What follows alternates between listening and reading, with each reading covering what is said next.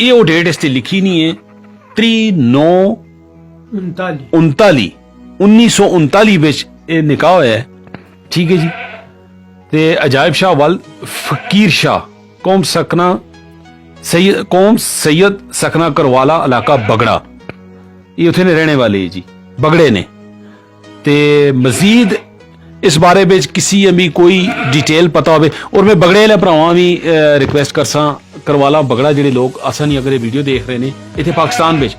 उन्होंने बिल्कुल भी अगर किसी किस्म का इस मुताले कोई क्लू होवे तो वो साढ़े नाल राबता कर सुन। असल मकसद वीडियो शेयर करने ना तुहां पता है कि होने कि अफेक्टेड फैमिली तक पहुंचे जुले इस टाइम ते ये लास्ट फैमिलियां पे ढूंढने फैमिली खोई समझो के ना तुसी ते जाहिर है ਜਿਹੜੇ ਲੋਕ ਉਧਰ ਹੋਣੇ ਨੇ ਉਹ ਆਪਣੇ ਪਿਛਲੇ ਢੂੰਡਣੇ ਦੀ ਕੋਸ਼ਿਸ਼ ਕਰਨੇ ਨੇ ਕਿਸੇ ਚੈਨਲ ਕਿਸੇ ਥਰੂ ਕਿਸੇ ਲਿੰਕ ਕੋਈ ਮਿਲ ਜੁਲੇ ਤੇ ਅਸੀਂ ਇਧਰ ਉਹਨਾਂ पे ਢੂੰਡਨੇ ਆ। ਤੇ ਮੇਰੇ ਜਿਤਨੇ ਵੀ ਭਰਾ ਨੇ ਇੱਥੇ ਪਾਕਿਸਤਾਨ ਵਿੱਚ ਨੇ ਇੰਡੀਆ ਵਿੱਚ ਨੇ ਵੀਡੀਓ ਜ਼ਿਆਦਾ ਤੋਂ ਜ਼ਿਆਦਾ ਸ਼ੇਅਰ ਕਰਸੋ ਤਾਂ ਕਿ ਇਹ ਅਮਾਰਾਂ ਦੀ ਖੁਆਇਸ਼ ਹੈ ਇਹਨਾਂ ਦੀ ਸਟੇਜ ਇਸ ਟਾਈਮ ਦੇਖ ਕੇ ਨੂੰ ਮੇਰੇ ਖਿਆਲ ਵਿੱਚ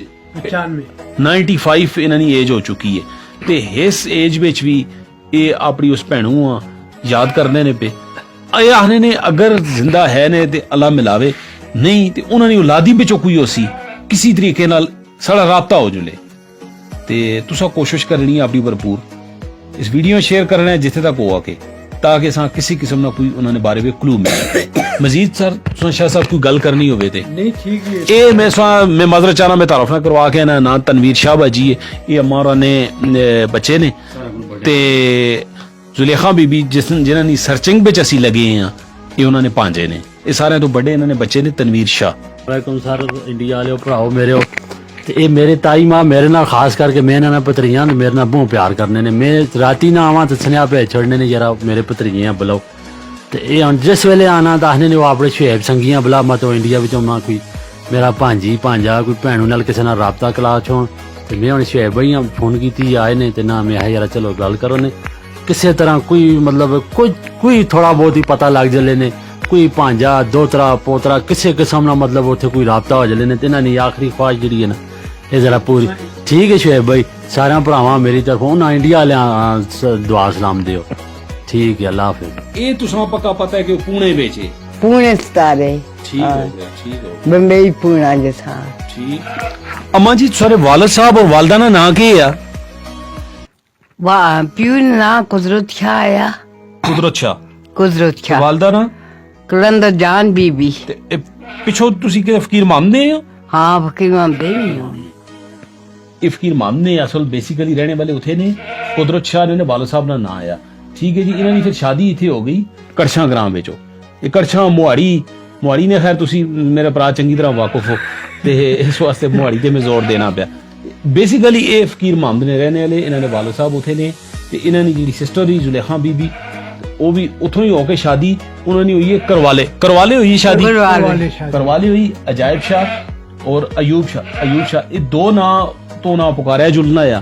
ते उन्हां नाल उथे हुई है करवाला बगड़ा हाँ वही ना। उस तो बाद वो चले गए जिस टाइम ते पार्टीशन का टाइम होया उस तो कुछ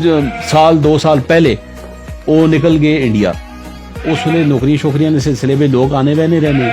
वो चले गए पिछे फिर गड़बड़ हुई फिर पार्टीशन वाला सिस्टम चलिया वो उधरे रह गए। बहरहाल उस तो बाद उन्हें फिर वो जुलेखा बीबी जी इन्हों की सिस्टर ही उन्हें उथे मंगवाया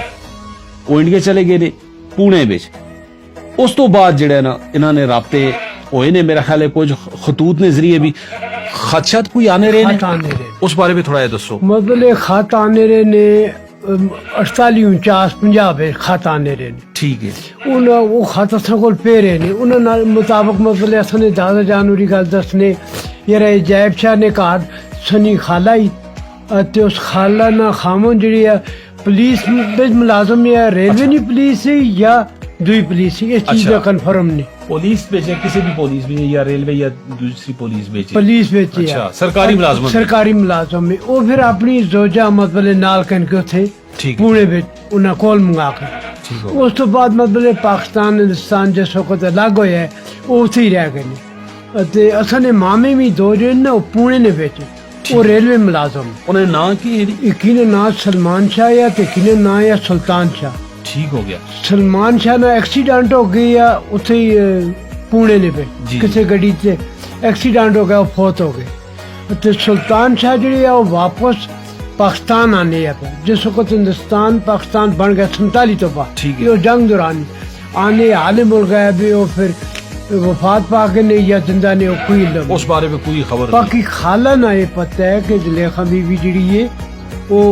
उत्थे बाद में उन्होंने खत खतूत होने रहने गलबात होनी रही है बाकी असा नहीं होश बात तो पहले जी असा ने दादा जानवर गल्ला की नहीं या असा ने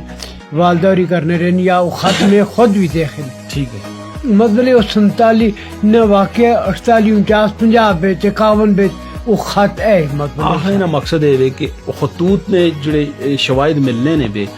कोई गल दसते ने कि पुणे सतारे तो राबता होना आया साड़ा ते पुणे विचों इन्हां दी खाला जिहड़ी ओह राबता करनी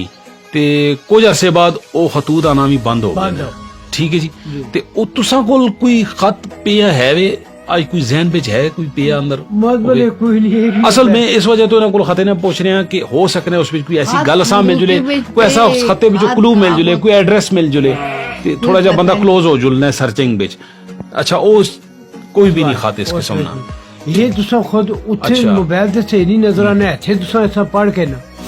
इस निकाह नाम है निकाह नाम है